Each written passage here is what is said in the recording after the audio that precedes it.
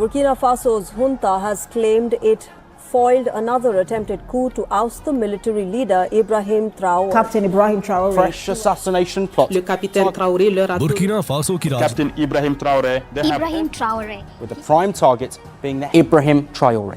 An hour before midnight on January 3rd, 2026, intelligence intercepts picked up something that would shake Burkina Faso to its core. A plot to assassinate the president, disable the country's drone base, and open the gates for foreign military invasion. The target was a 37-year-old captain who kicked out France, walked away from the West, and built an alliance that's rewriting the rules of power in Africa. His name is Ibrahim Traoré, and he just survived the 5th assassination attempt in 3 years. But here's what nobody's telling you about why powerful forces want him dead, and what his survival means for the future of an entire continent. You need to understand something about Ibrahim Traoré that the mainstream media won't tell you. The man looked France in the eye and said, "Get out." He told ECOWAS, the regional bloc backed by Western powers, that Burkina Faso was done taking orders. And he turned to Russia, China, and Turkey instead of waiting for permission from Washington or Paris. He's Africa's youngest head of state at 37 years old. He overthrew his predecessor in September 2022, and within months, he expelled every single French soldier from Burkina Faso. The last French troops left in February 2023. Think about that timing. We're talking about a complete rejection of decades of French military presence in West Africa, done in a matter of weeks. And the moment he did that, he became a target. Because Traoré threatens a system that's been in place since the 1960s, when African countries gained independence but never really gained control of their own resources, their own security, or their own future. Ibrahim Traoré was born in 1988 in a small town in western Burkina Faso. He studied geology at university, graduated in 2009, and then joined the military. He wasn't some political insider or the son of a general. He was a soldier who fought on the front lines against jihadist groups that were tearing his country apart. He got promoted to captain in 2020 after years of combat experience in the north. And here's where his story gets interesting. Traoré saw something that radicalized him politically. He watched soldiers fighting without proper equipment while politicians were handing out suitcases of money for bribes. He watched French troops stationed in his country for years, supposedly fighting terrorism, while the violence kept getting worse. He watched his country's leaders bow to pressure from France and Western institutions while ordinary people suffered. So in January 2022, he supported the coup that brought Paul-Henri Damiba to power. Damiba promised to fix the security crisis and finally deal with France. But Damiba didn't order the French troops out. He kept negotiating. He kept playing the diplomatic game. And for 8 months, the violence continued. That's when Traoré made his move. On September 30th, 2022, he led a second coup and removed Damiba from power. He was 34 years old, and the first thing he did was what Damiba refused to do. He gave France 1 month to withdraw all military forces from Burkina Faso. No negotiations, no compromises, just get out. That decision changed everything. Traoré looked around the region and saw that Mali and Niger had military leaders who were thinking the same way. All 3 countries had kicked out French forces. All 3 were being pressured by ECOWAS to return to civilian rule immediately. All 3 were dealing with the same insurgency that didn't respect borders. So in July 2024, Traoré co-founded the Alliance of Sahel States with Mali and Niger. 3 countries, all under military rule, all rejecting Western influence, all creating their own security pact. They pulled out of ECOWAS entirely in January 2025. Nobody had ever seen African states break away from regional institutions like this and build their own alternative alliance. But the real twist came when the West was condemning these moves and threatening sanctions. Traoré was building partnerships with countries that didn't lecture him about democracy or human rights. Russia sent military instructors and equipment. The Africa Corps, Russia's replacement for the Wagner Group, deployed about 100 personnel to Burkina Faso in early 2024. Turkey sold him drones.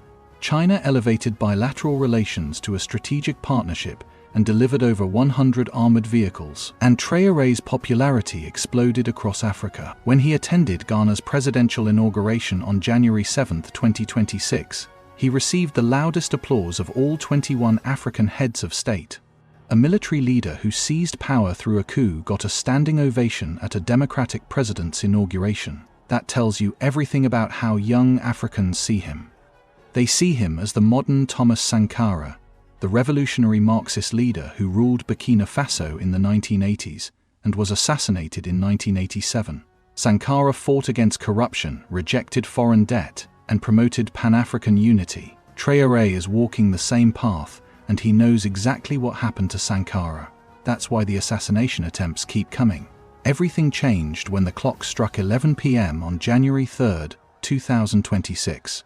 Burkina Faso's intelligence services intercepted communications that revealed a coordinated plot to kill President Traoré and trigger a full-scale invasion. Security Minister Mahamadou Sana described what they found in a late-night broadcast on national television. The plan was chilling in its precision.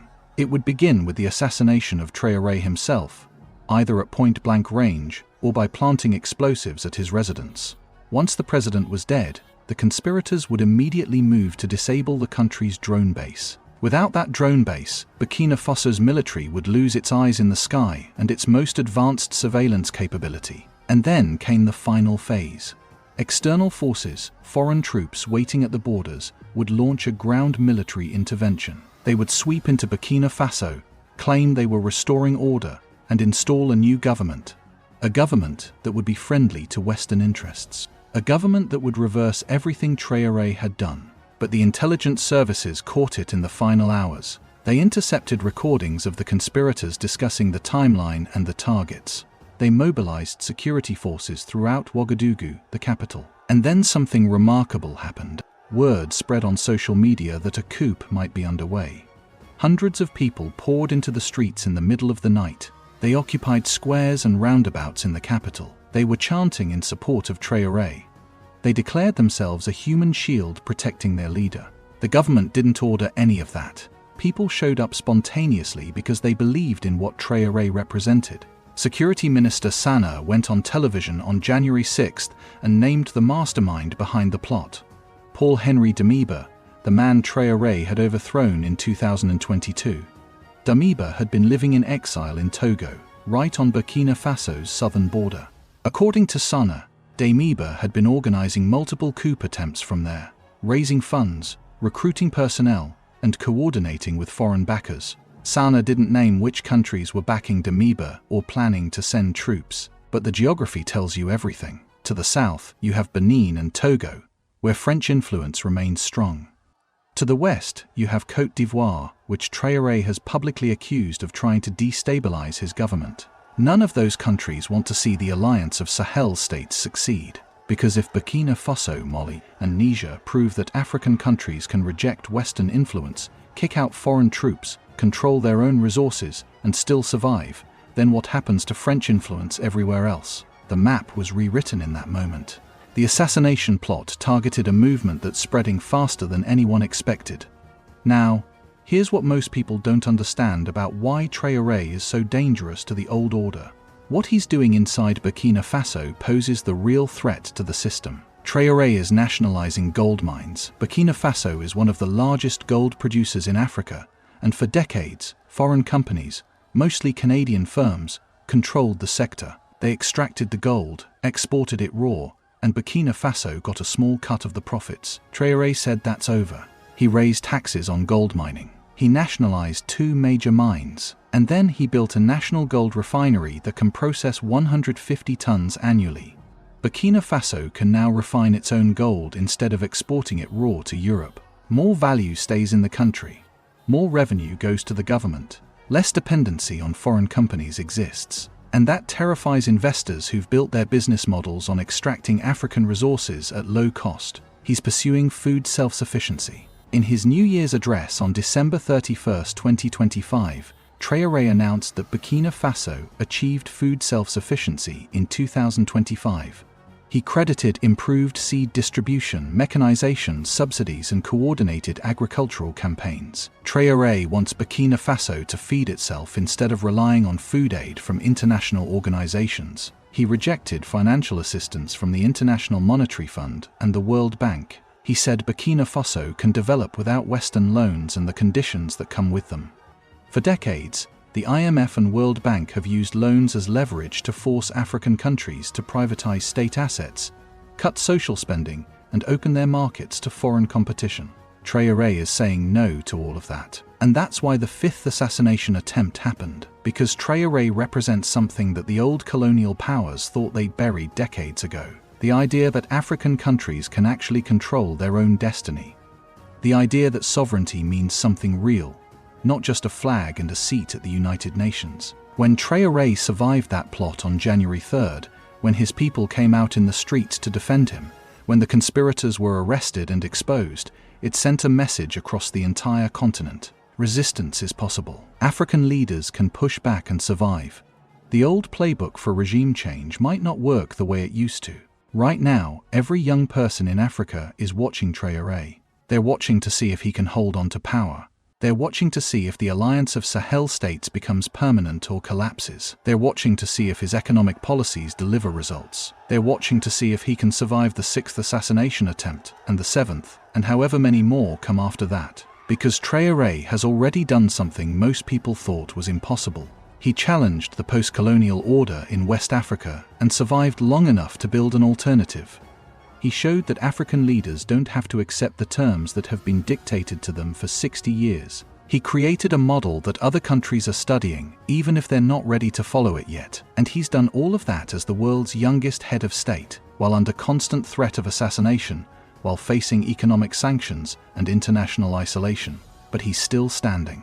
He's still in power. He's still building his vision of an Africa that controls its own resources, feeds its own people, and answers to its own citizens instead of foreign capitals. That wasn't supposed to be possible. The system was designed to prevent exactly what Traoré is doing. And yet, here we are in January 2026, watching him survive his fifth assassination attempt, watching crowds defend him in the streets, watching other countries quietly take notes on whether this path can work. Nobody knows what happens next. Not the CIA, not French intelligence, not the Kremlin, not Beijing, and probably not Traoré himself. All we know is that he's still here, he's still fighting, and he just survived another night that was supposed to be his last. That has to be keeping some people awake in capitals around the world, wondering what comes next and whether they can still control what happens in Africa the way they used to. Because if they can't stop one 37-year-old captain in Burkina Faso, then the entire game might be changing in ways nobody's ready for.